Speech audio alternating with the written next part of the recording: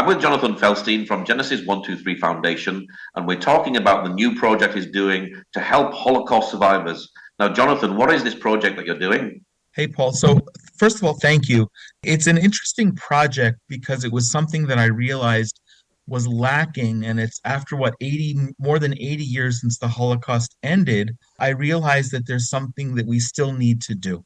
This past week, when we observed Yom HaShoah, the Holocaust Memorial Day here in Israel and around the world, every year there's a new level of statistics about how many survivors there are remaining in the world. And I researched it. And generally, it's assumed that there are about 196,000 people who are considered survivors of that era living under Nazi and Soviet brutality. Not everybody necessarily was a survivor of a death camp or a concentration camp. Many were in hiding and other forms of suffering. And of the 196,000, approximately 116,000 live here in Israel. And they're dying as they're older. They're all in their 80s and 90s plus.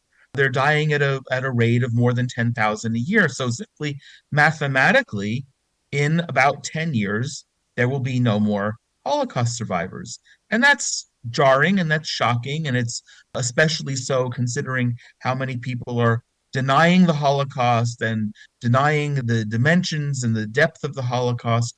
And I don't know if it makes a difference to that having people who are still alive.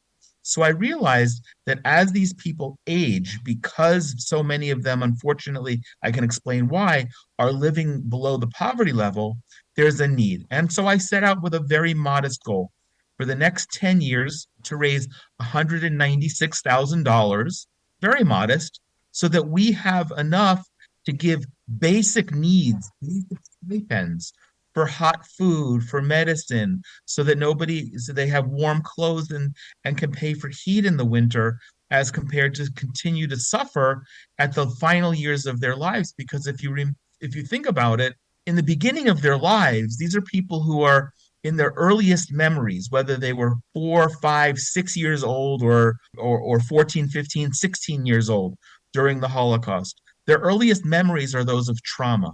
And we can't let them live their last years in trauma. And we can't affect what's going on in Israel and the surroundings that create some of the trauma. But what we can do and must do is alleviate some of the insecurity around money. So it's not millions and millions of dollars. And I've been asking people to commit a monthly amount for 10 years. And it's because it's really not a huge amount of money in the scheme of things. It's not $196 million. It's $196,000. It's very tenable. It's very doable. We've gotten some lovely response. And I think that while I'm never a person to always be trying to raise money, I think this is a really important social cause that Jews and Christians can and must stand together just so that in 10 years we can look back and say we did what we could to make sure that these people live the ends of their lives at least free of fear, if not in comfort. It's like you say as well, the time is now, isn't it? Because in 10 years' time, it's going to be gone. You can't do this. So you need to be doing it Correct. now. Yeah. Correct. Why are so many Holocaust survivors living in poverty today? So a lot of it, I really only hit penny fell when I was writing this piece. In the early 1990s, when the Soviet Union collapsed, there was a massive immigration to Israel of about 1 million Jews from the former Soviet Union. Now, what's ironic, this is 30 plus years ago. There were people coming who were my age, who had spent a career working in whatever Soviet jobs they were given, and they didn't necessarily have careers that were transferable here in Israel. And they also didn't have language skills. They weren't planning for many years to leave, and they weren't studying Hebrew, and they weren't looking to try and create parallel careers so that they could, in their 50s and 60s, could continue to work. The other compelling piece of that is that when they came here with no pensions because they were fleeing the Soviet Union, what was left of the Soviet Union. So you come here with no job skills or no job skills that are transferable. You come here with no pension, and then you find yourself in a situation where, yes, you've lived through all of this suffering, but you've come to Israel too late to be eligible for the major reparations that the German government took responsibility for. And all of these came to this kind of in retrospect, it's obvious. And I wish that I had thought about it 30 years ago that someone would need to look out for the well-being of the people who came to Israel 30 years ago who were my age and are now in their late 80s and early 90s and having no basis for financial stability. And as everyone knows, it's intuitive. The longer you live, the more medical problems you're going to have, and more medical problems you have with medications and doctor's visits, even with the quasi-socialized medicine that we have here in Israel, it just becomes more expensive.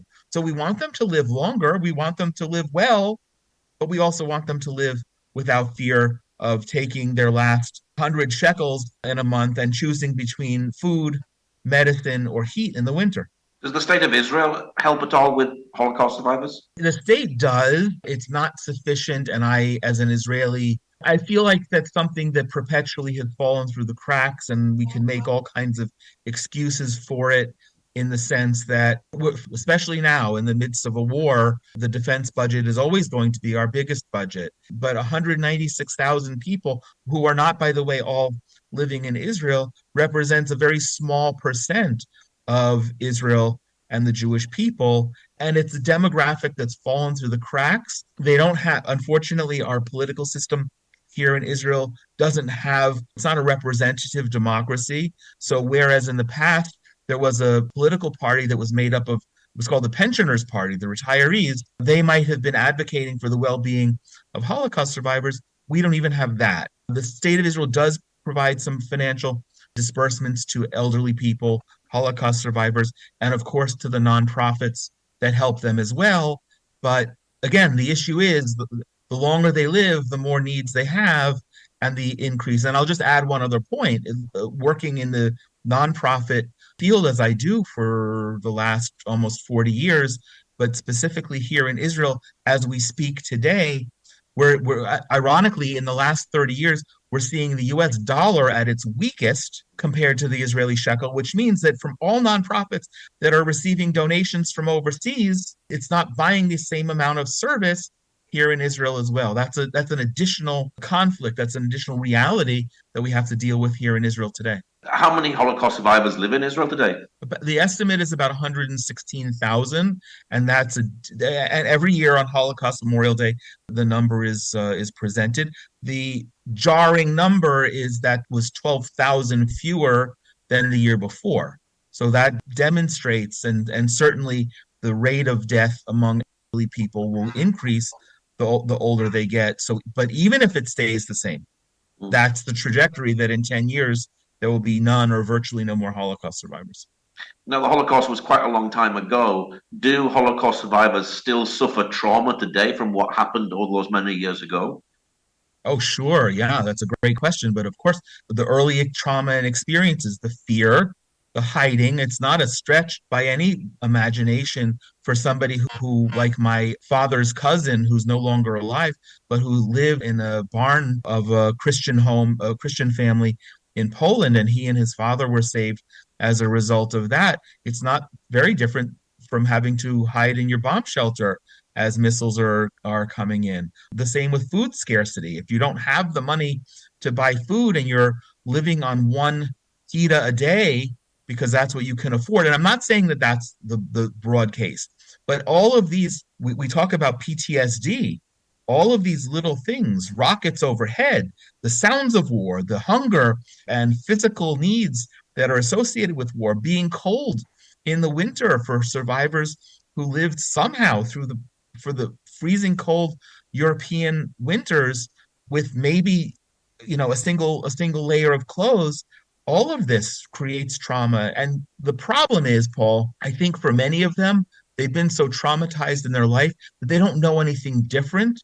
So they don't know that that's not the norm. That's one of the reasons we want to do this, to give them, even if they're not recognizing that they are facing similar traumas here in the end of their lives as they faced in the beginning of their lives, we want to help alleviate that so it's one less thing that they need to worry about. A lot of these Holocaust survivors must be really shocked today to see how things from the 1930s are actually coming back today. Just the rise in anti Semitism, particularly in the UK. They must be really fearful to see that we haven't learned anything. Yeah, it's a great question, and I never thought about it.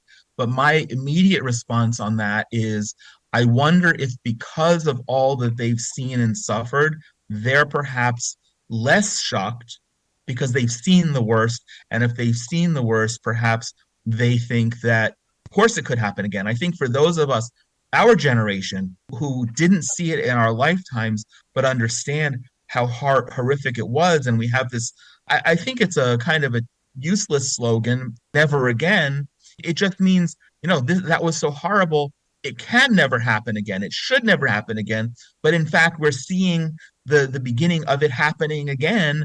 And I think for us, living in the wake of the Holocaust, as horrible as it was to see it, I think that's even more jarring for Jews like myself, Christians like yourself, and people who are just of good conscience to see that the world hasn't learned and we're going down the same terrible dark rabbit hole. Mm. Is this something that's personal to you? Did you have family members that went through the Holocaust? Sure, I'm alive because my grandparents were able to get out of Poland in the 1930s, and my father was born here in Israel. Had my great grandparents not chosen and made it a priority to get their children out of Europe, then I wouldn't be here. But for all of the remaining family members in Europe who were unable to get out, my I don't really have a full count, but in my respective grandparents' families, and that's only on my father's side. There were many dozens of people who were murdered. If I only go to siblings and their spouses and nieces and nephews and parents, I know this. There's a story of my great grandmother help as she was being deported to her death, told a young man who I had the privilege of meeting many years later when he was already very old, telling me that my great grandmother ultimately saved his life and he was able to get away because of that. My daughter is named for her.